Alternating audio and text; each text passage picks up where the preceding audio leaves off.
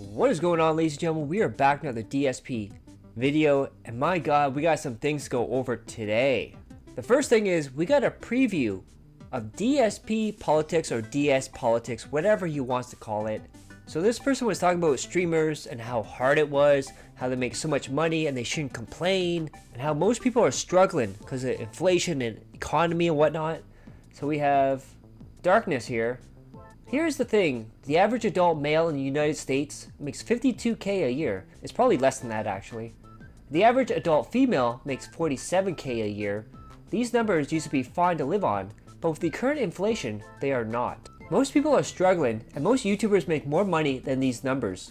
Therefore, people should not be supporting YouTubers unless they have extra income to do so, which majority of people do not, and it's only going to get worse. Pretty standard comment there. I agree with that. It's tough times, inflation, economy, job market, everything is just horrible right now. So we get our first preview of DS politics. So DSP responds to this. First, those are averages which don't work because the cost of living across the country is very different depending on where you live. So the numbers are meaningless. Second, everyone should pay for what they feel they get most value when it comes to entertainment. Because you know, in the back of my mind, there's always this feeling that it's WWE Champions time. Support who you like with what you can afford. Nothing more, nothing less. That's a weird way to phrase it. Support who you like with what you can afford. Nothing more or less. Why would you put or less on there, Phil? When you say stuff like, people today cannot afford to pay for X, it's a worthless argument. If people can pay for the new console, Apple product, VR headset, or a Tesla, they can also afford to pay for whatever entertainment they enjoy. So please stop with the propaganda of the farce that everyone is broke. This is just nonsense, or else all your favorite content creators would have gone out of business since COVID began and inflation started to rise. Welcome to DS Politics, LOL. Number 2, this is coming from a guy who makes 120K a year. He doesn't know about the struggles of like everyday average people. He goes through life, DoorDash, buys whatever he wants, begs for money. I like how he put in there VR headset, Apple products, consoles, even Teslas. That's right, he's comparing the average person to the person buying Teslas. So keep in mind too, people can barely afford peanut butter and bread to make sandwiches, but he's over here talking about buying Teslas. And if that wasn't bad enough, he decided to go on the pre-stream and talk about this very subject here. We have Mary Sci-Fi. What do you all think about this? Yes, I do not take offense. It's just that I have heard that exact same line of argument since COVID began, and it is bullshit. It's what people like to push as a narrative for political reason. It has absolutely nothing to do with reality. So I appreciate the comment. I just want to let you know, if you actually believe that, you've had the wool pulled over your eyes. It's a bunch of bullshit. But if you don't know what we're talking about, High's Darkness left a comment last night on a video, and he's like, you know, right now, there's inflation, and a lot of people aren't making a lot of money, or the money they made isn't going as far as it used to go, and therefore a lot of people are hurting, and that might be why right now you said your channel's down for like 2 months. And I'm like, so if that's the case, as you know, we totally have heard that every single content creator's hurting right now because they're all willing, you know, people who take contributions, and all contributions would be down, right? Oh, by the way, that also means people don't have money to pay for consoles or video games or their Apple Watches or their fucking Teslas and all this shit that they're constantly dropping and spending money on. They don't have money for that anymore, right? No, it's bullshit. It's a bullshit argument. It's a straw man argument, okay? Ever since COVID, we've heard this argument that, oh, everything's messed up, everything's down, no one has money for anything. It's nonsense, okay? People have money to spend on what they want. The question is, do you find enough value to spend it on something, or say, oh, now I'm going to abstain from that because I'm cutting the fat because things are a little bit tighter. But in reality, you're going to spend money on things you find value in. If you find value in a content creator who's putting out hundreds of hours of free content for you, then you're probably going to support that content creator, all right? But the argument I'm making is the reason I'm down is 2 reasons: fake memberships and RPG overload. It has nothing to do with the fact that there's inflation right now. There's been inflation for 3 years, and this didn't happen until 2 months ago. So it's a not a valid argument. Again, it's a straw man argument. Everyone seems to use it to try to justify shit. I've literally had people over the last 4 years, every year, use this argument on me. I'm like, it's not valid. Stop trying to use that argument. It's not real. Now I also want to point out how Phil always says his money's tight. Prices of food in the grocery store have gone up way. He complains about the prices of games going up, everything going up, and then he has opinions like this. His opinions are just like Boogie, where he will sit on the fence and just play both sides. And then Mary Sci-Fi follows that up with, DSP said he know y'all got money. Stop acting like y'all struggling and tip him with your Tesla and Apple Watch money. Then DSP had a whole segment where he couldn't decide what he was going to play, Rise of the Ronin or Dragon's Dogma. Of course, I believe both are RPGs. And right before this, he was talking about how he's burnt out on RPGs, he can't play anymore. And then he decided, that's it, I'm playing Dragon's Dogma, another RPG. So I put this out. DSP claims he's being burnt out on RPG games and says RPG games are ruining his business. So naturally, he's going to start playing Dragon's Dogma. Like Roxas, he ruined his own business, not the RPGs. Oh yeah, that's the other thing. I see Nina at the bottom. And to all those that actually cared about him playing Dragon's Dogma, he'll be playing it those day one views and then put it on hold. So his plan here is to play it on day one, all day. Unless it's like Star Wars, and he just quits it.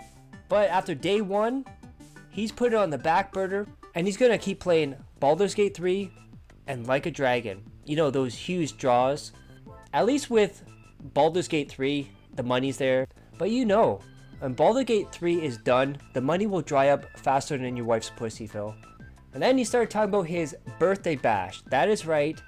DSP is calling his birthday event DSP's Birthday Bash 2024. Where he's going to have a schedule update, meaning he's going to go through the current year releases going forward and see what he wants to play. Basically like a wish list. Hey Dents, which games do you want me to buy? Hey Dents, which games do you want to gift me? Hey Dents, I really need money to buy those games.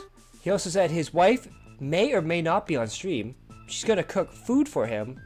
And the biggest thing of all, DSP is going to buy more alcohol for his birthday bash. Exciting and predictable. Now we have Raw Bennett here. Dangling cat on his birthday marathon after a 2-hour schedule segment. Yeah.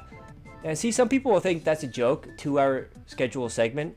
But on his Christmas one, I believe the Super Bowl one, he did an hour each. Then he started talking about DSP Throwback and how well the channel's doing. Even though most of his videos are getting like 109 views or something like that. He said it's doing really well, but it's only making $1 a day, and he can't afford to hire a paid employee.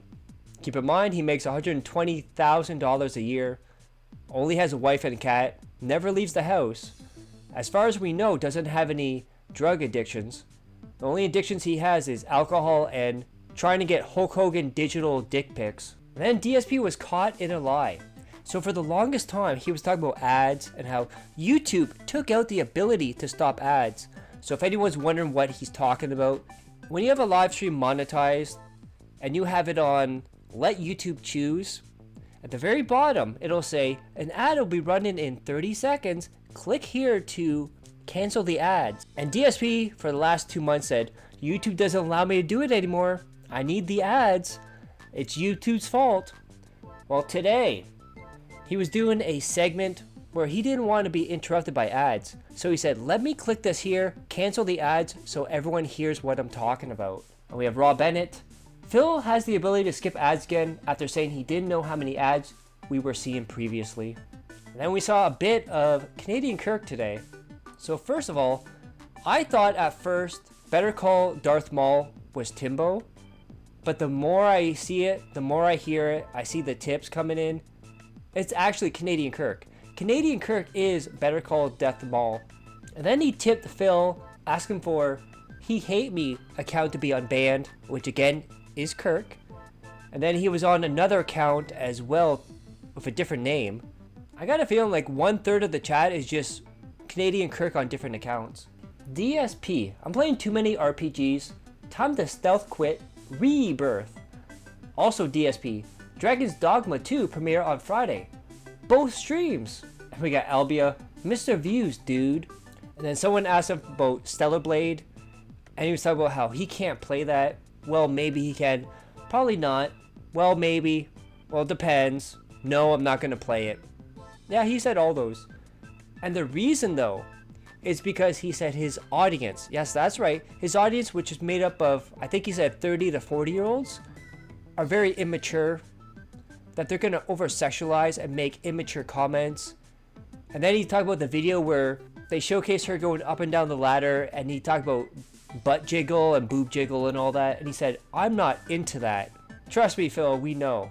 And I put this out, DSP can't play Stellar Blade because his audience would be immature and sexualize her. And we got Nerd Brew at the bottom, but racism and poo-poo jokes are fine. Then DSP decided to talk about suggestion box. And before we get to a video of Phil talking about that, there was a comment that he refused to read, and Gout here points it out.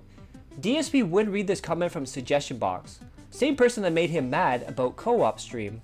So this person basically was talking about one of the points is properly setting up his stream before and after the stream, because it wastes time, it's unprofessional, you know, the usual thing we've been talking about for years.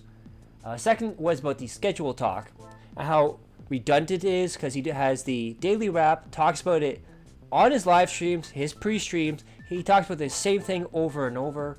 And then he talked about how he would rather have DSP talk during gameplay versus dead air. And then he was saying how that would connect you with the audience and make it more humanized. And then he also wanted him to cut down on the amount of time he talks about the schedule. He also asked him to do less community posts because he went on his community post on YouTube and it was all begging and begging and begging. And of course, DSP had to respond to this. Poem's future here. DSP doesn't care what you like as a viewer. Here's the thing you have to understand. When the suggestion box, the point of the suggestion box is supposed to... Here's the thing you have to understand.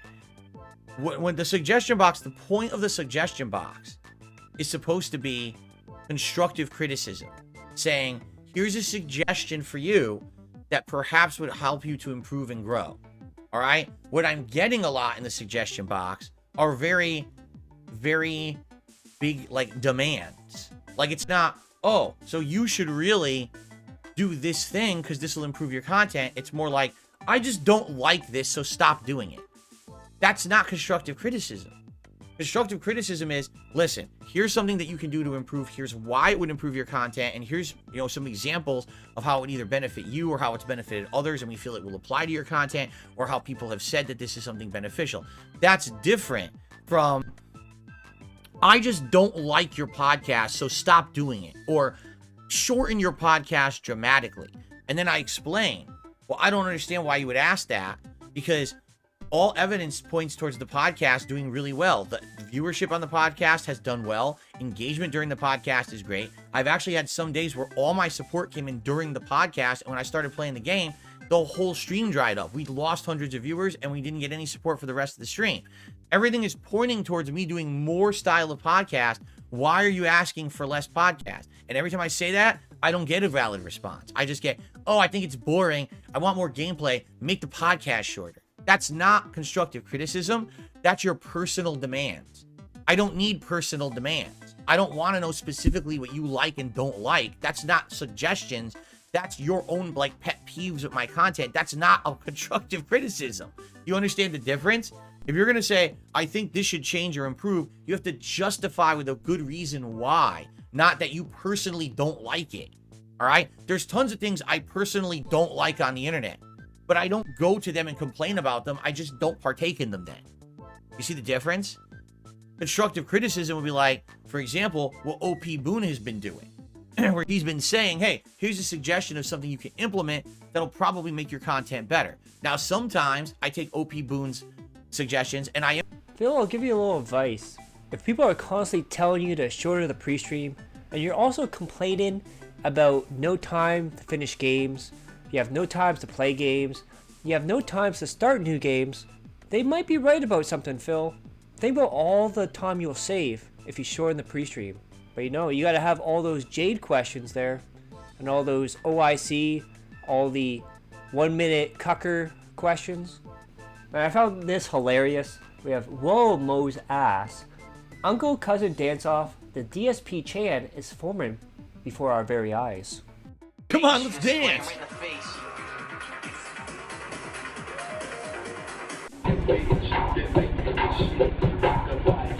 Come on, let's dance.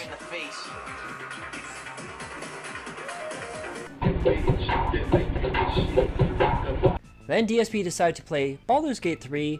Let's check in and see how that's going for Phil. She's nauseous from the gas? When the fuck did that ever come into play? Fuck this nonsense. Let's add a new thing that you've never seen before. Go fuck yourself. What a stupid fucking game. And I mean it too. It's bullshit. Oh, there's a new thing now. Because there's a stinky cloud, you lose your whole turn. Well, how about you kiss my fucking ass? Fucking idiots. God, this sucks. Now I have no turn. Then we had something that I've never seen before. Not in any RPG. Not in his Oblivion playthrough, Skyrim playthrough, or Fallout playthroughs. DSP maxed out the amount of saves on Baldur's Gate 3. That is right. He still has about 30 hours left, and he's almost at 400 saves. The fact that he had to go and delete saves to make new saves is absolutely mind-blowing. Imagine having 400 saves in a game, and you still got 30 hours to go. Then this is probably the reason you clicked on this video, to see Phil rage at the devs for Baldur's Gate 3 for a quote-unquote glitch. They fucked the game up. That's a really horrible glitch. If someone leaves your party, they can just leave with all the epic gear? What are you, fucking stupid? What a bunch of fucking assholes. Like, I want to fucking contact Larian Studios right now and tell them to fucking give me my inventory back. I spent 120 hours on your fucking game and you stole my inventory? Because you're a bunch of fucking dicks? You don't know how to code your fucking game? Wow, you guys are assholes. That seriously pisses me off. So we saw Darkside Karen come out there. He's going to call them up and demand they give him back his inventory. Can you imagine how that call went? You better give me my inventory back because you're a glitch. You better do it. And they're on the other line like, who the fuck is this? Go fuck yourself. Plus, we're gonna ban you from our servers now. That'd be hilarious. Hope you guys like that. Click that like, share the video, leave a comment below, subscribe my channel, subscribe my other channels on the details of the end cards. And as always, hope you're all safe, healthy, and happy. I love each and every one of you. Peace and love.